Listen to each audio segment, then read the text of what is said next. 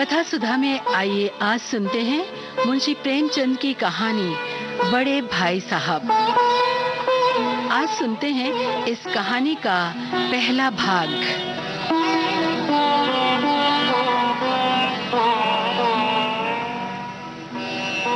मेरे भाई साहब मुझसे 5 साल बड़े थे, लेकिन 3 दर्जे आगे। उन्होंने भी उसी उम्र में पढ़ना शुरू किया था जब मैंने शुरू किया, लेकिन तालीम जैसे महत्व के मामले में वो जल्दबाजी से काम लेना पसंद न करते थे। इस भवन की बुनियाद खूब मजबूत डालना चाहते थे, जिस पर आलीशान महल बन सके। 1 साल का काम 2 साल में करते थे, कभी कभी 3 साल भी लग जाते थे। बुनियाद ही पुख्ता न हो तो मकान कैसे पायदार बने। मैं छोटा था, वो बड़े थे। मेरी उम्र 9 साल की, वो 14 साल के थे। उन्हें मेरी तंबीह और निगरानी का पूरा जन्मसिद्ध अधिकार था, और मेरी शालीनता इसी में थी कि उनके हुक्म को कानून समझूं।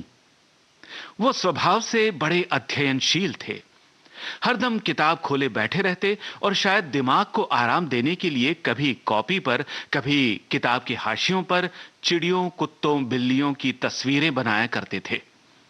कभी कभी एक ही नाम या शब्द का वाक्य 10-20 बार लिख डालते।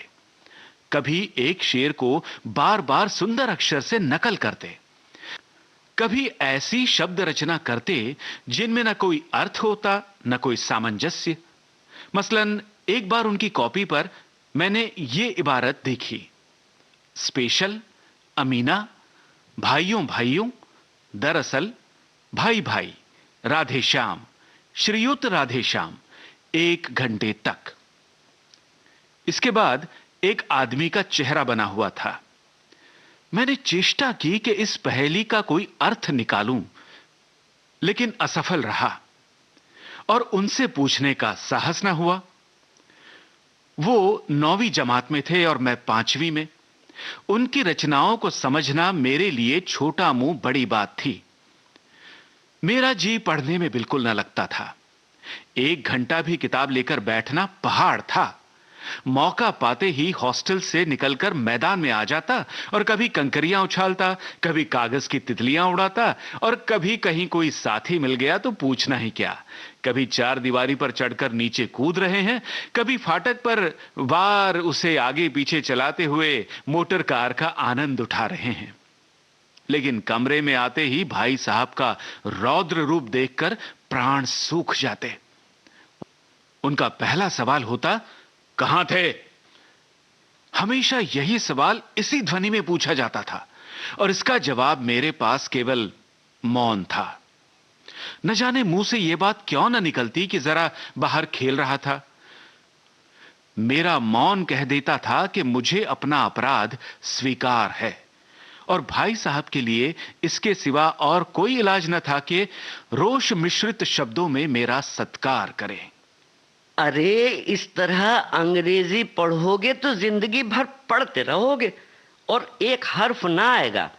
अंग्रेजी पढ़ना कोई हंसी खेल नहीं है कि जो चाहे पढ़ ले। नहीं, एरा गैरा नत्थू खैरा सभी अंग्रेजी में विद्वान हो जाते हैं। यहाँ रात दिन आंखें फोड़नी पड़ती हैं और खून जलाना पड़ता है, तब कहीं ये विद्या आती है। और आती क्या है? हाँ, कहने को आ जाती है। बड़े बड़े विद्वान भी शुद्ध अंग्रेजी नहीं लिख सकते, बोलना तो दूर रहा। और मैं कहता हूं, तुम कितने घोंगा हो भाई कि मुझे देखकर भी सबक नहीं लेते। मैं कितनी मेहनत करता हूं, तुम अपनी आंखों से देखते हो मगर नहीं देखते। जो तुम्हारी आंखों का कसूर है, तुम्हारी बुद्धि का कसूर है। इतने मेले तमाशे होते हैं, मुझे तुमने कभी देखने जाते देखा है? रोज क्रिकेट और हॉकी मैच होते हैं, मैं पास नहीं फटकता, हमेशा पढ़ता रहा हूं। उस पर भी 1-1 दर्जे में 2-2, 3-3 साल पढ़ा रहता हूं। फिर तुम कैसे आशा कर सकते हो कि तुम यूं खेल कूद में वक्त गंवाकर पास हो जाओगे? मुझे तो 2 ही 3 साल लगते हैं। तुम उम्र भर इसी दर्जे में पड़े सड़ते रहोगे। अगर तुम्हें इस तरह उम्र गंवानी है तो बेहतर है घर चले जाओ और मजे से गुल्ली डंडा खेलो। दादा की गाढ़ी कमाई के रुपए क्यों बर्बाद करते हो? मैं ये लताड़ सुनकर आंसू बहाने लगता। जवाब ही क्या था? अपराध तो मैंने किया, लताड़ कौन सा है? भाई साहब उपदेश की कला में निपुण थे। ऐसी ऐसी लगती बातें कहते, ऐसे ऐसे सूखती बाण चलाते कि मेरे जिगर के टुकड़े टुकड़े हो जाते और हिम्मत छूट जाती। इस तरह जान तोड़कर मेहनत करने की शक्ति मैं अपने में न पाता था और उस निराशा में जरा देर के लिए मैं सोचने लगता, क्यों ना घर चला जाऊं। जो काम मेरे बूते के बाहर है उसमें हाथ डालकर क्यों अपनी जिंदगी खराब करूं। मुझे अपना मूर्ख रहना मंजूर था, लेकिन उतनी मेहनत से मुझे तो चक्कर आ जाता था। लेकिन घंटे 2 घंटे बाद निराशा के बादल फट जाते और मैं इरादा करता कि आगे से खूब जी लगाकर पढ़ूंगा। छटपट एक टाइम टेबल बना डालता, बिना पहले से नक्शा बनाए, बिना कोई स्कीम तैयार किए काम कैसे शुरू करूं। टाइम टेबल में खेल कूद की मद बिल्कुल उड़ जाती। प्रातःकाल उठना, 6 बजे हाथ मुंह धोकर नाश्ता करके पढ़ने बैठ जाना। 6 से 8 तक अंग्रेजी, 8 से 9 तक हिसाब, 9 से 9:30 तक इतिहास, फिर भोजन और स्कूल। 3:30 बजे स्कूल से वापस होकर आधा घंटा आराम। 4 से 5 तक भूगोल, 5 से 6 तक ग्रामर, आधा घंटा हॉस्टल के सामने टहलना। 6:30 से 7 तक अंग्रेजी कॉम्पोजिशन, फिर भोजन करके 8 से 9 तक अनुवाद, 9 से 10 तक हिंदी, 10 से 11 तक विविध विषय, फिर विश्राम। मगर टाइम टेबल बना लेना एक बात है, उस पर अमल करना दूसरी बात। पहले ही दिन से उसकी अवहेलना शुरू हो जाती। मैदान की वो सुखद हरियाली, हवा के वो हल्के हल्के झोंके, फुटबॉल की उछल कूद, कबड्डी के वो दांव घात, वॉलीबॉल की वो तेजी और फुर्ती मुझे अज्ञात और अनिवार्य रूप से खींच ले जाती और वहां जाते ही मैं सब कुछ भूल जाता। वो जानलेवा टाइम टेबल, वो आंख फोड़ पुस्तकें, किसी की याद न रहती और फिर भाई साहब को नसीहत और फजीहत का अवसर मिल जाता। मैं उनके साए से भागता, उनकी आंखों से दूर रहने की चेष्टा करता। कमरे में इस तरह दबे पांव आता कि उन्हें खबर ना हो। उनकी नजर मेरी ओर उठी और मेरे प्राण निकले। हमेशा सिर पर नंगी तलवार सी लटकती मालूम होती। फिर भी जैसे मौत और विपत्ति के बीच में भी आदमी मोह और माया के बंधन में जकड़ा रहता है, मैं फटकार और घुड़कियां खाकर भी खेल कूद का तिरस्कार न कर सकता। सालाना इम्तिहान हुआ, भाई साहब फेल हो गए, मैं पास हो गया और दर्जे में अव्वल आया। मेरे और उनके बीच केवल 2 साल का अंतर रह गया। जी में आया भाई साहब को आड़े हाथों लूं। आपकी वो घोर तपस्या कहां गई? मुझे देखिए, मजे से खेलता भी रहा और दर्जे में प्रथम भी हूं। लेकिन वो इतने दुखी और उदास थे कि मुझे उनसे दिली हमदर्दी हुई और उनके घाव पर नमक छिड़कने का विचार ही लज्जास्पद जान पड़ा। हां, अब मुझे अपने ऊपर कुछ अभिमान हुआ और आत्माभिमान भी बढ़ा। भाई साहब का वो रोब मुझ पर न रहा। आजादी से खेल कूद में शरीक होने लगा। दिल मजबूत था। अगर उन्होंने फिर मेरी फजीहत की तो साफ कह दूंगा, आपने अपना खून जलाकर कौन सा तीर मार लिया? मैं तो खेलते कूदते दर्जे में अव्वल आ गया। जवाब से ये हेकड़ी जताने का साहस न होने पर भी मेरे रंग ढंग से साफ जाहिर होता था कि भाई साहब का वो आतंक अब मुझ पर नहीं है। भाई साहब ने इसे भांप लिया। उनकी ससहमत बुद्धि बड़ी तीव्र थी और एक दिन जब मैं भोर का सारा समय गुल्ली डंडे की भेंट करके ठीक भोजन के समय लौटा तो भाई साहब ने मानो तलवार खींच ली और मुझ पर टूट पड़े। देखता हूं, इस साल पास हो गए और दर्जे में अव्वल आ गए तो तुम्हें दिमाग हो गया, मगर भाईजान घमंड तो बड़े बड़ों का नहीं रहा, तुम्हारी क्या हस्ती है। इतिहास में रावण का हाल तो पढ़ा ही होगा। उसके चरित्र से तुमने कौन सा उपदेश लिया, या यूं ही पढ़ गए। महज इम्तिहान पास कर लेना कोई चीज नहीं, असल चीज है बुद्धि का विकास। जो कुछ पढ़ो उसका अभिप्राय समझो। रावण भूमंडल का स्वामी था। ऐसे राजों को चक्रवर्ती कहते हैं। आजकल अंग्रेजों के राज्य का विस्तार बहुत बढ़ा हुआ है, पर इन्हें चक्रवर्ती नहीं कह सकते। संसार में अनेक राष्ट्र अंग्रेजों का आधिपत्य स्वीकार नहीं करते, बिल्कुल स्वाधीन है। रावण चक्रवर्ती राजा था। बड़े बड़े देवता उसकी गुलामी करते थे। आग और पानी के देवता भी उसके दास थे। मगर उसका अंत क्या हुआ? घमंड ने उसका नामो निशान तक मिटा दिया। कोई उसे एक चुल्लू पानी देने वाला भी ना बचा।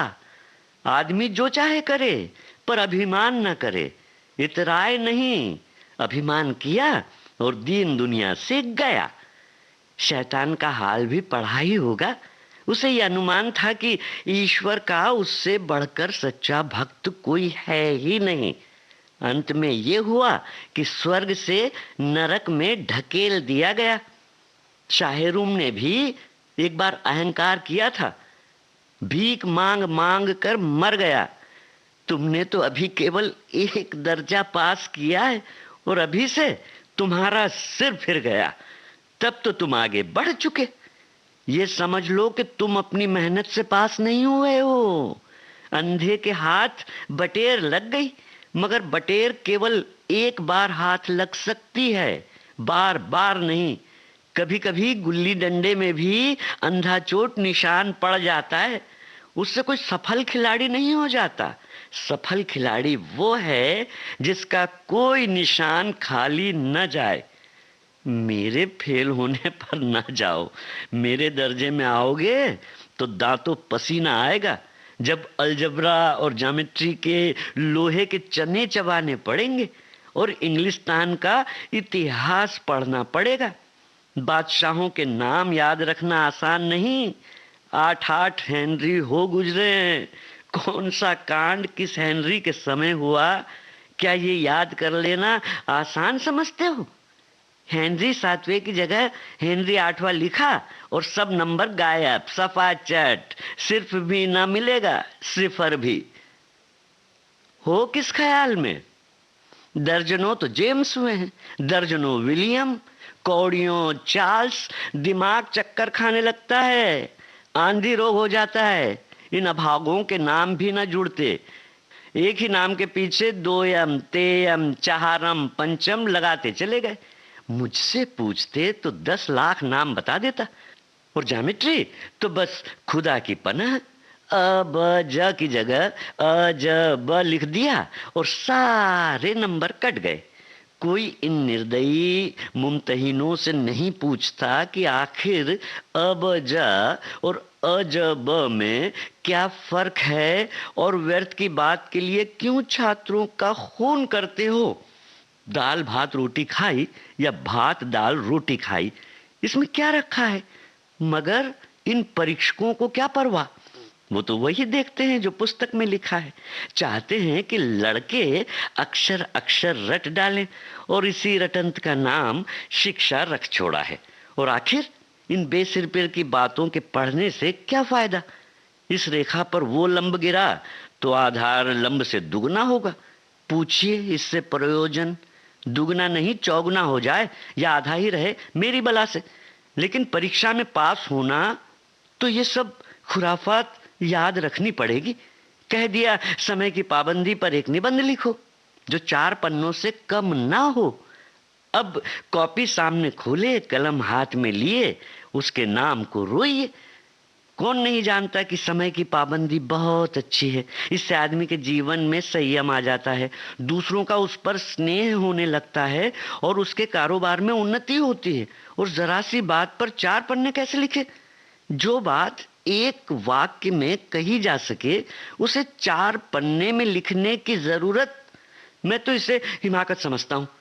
यह तो समय की किफायत नहीं बल्कि दुरुपयोग है। व्यर्थ में किसी बात को ठूंस दिया। हम जो चाहते हैं आदमी को जो कुछ कहना हो चटपट कह दे और अपनी राह ले, मगर नहीं, आपके पन्ने 4 रंगने पड़ेंगे, चाहे जैसे लिखिए, और पन्ने भी पूरे फुल स्केप आकार के। ये छात्रों पर अत्याचार नहीं तो और क्या है? उल्टी बात या नहीं? मेरे दर्जे में आओगे लाला तो ये सारे पापड़ बेलने पड़ेंगे, तब आटे दाल का भाव मालूम होगा। इस दर्जे में अव्वल आ गए हो तो जमीन पर पांव नहीं रखते, इसलिए मेरा कहना मानिए। लाख फेल हो गया हूं लेकिन तुमसे बड़ा हूं।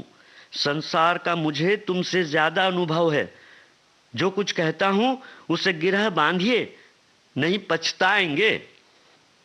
स्कूल का समय निकट था, नहीं ईश्वर जाने ये उपदेश माला कब समाप्त होती। भोजन आज मुझे निस्वाद सा लग रहा था। जब पास होने पर भी ये तिरस्कार हो रहा है तो फेल हो जाने पर तो शायद प्राण ही ले लिए जाएं। भाई साहब ने अपने दर्जे की पढ़ाई का जो भयंकर चित्र खींचा था उसने मुझे भयभीत कर दिया। कैसे स्कूल छोड़कर घर नहीं भागा, यही ताज्जुब है। कथा सुधा में आज आप सुन रहे थे मुंशी प्रेमचंद की कहानी बड़े भाई साहब। आज आपने सुना इस कहानी का पहला भाग। पात्र परिचय इस प्रकार है। छोटे भाई जयंत पात्रिकर, बड़े भाई साहब जी श्याम, संकल्पना एवं निर्देशन रेणु चतुर्वेदी, प्रस्तुति अनुश्री पाठक।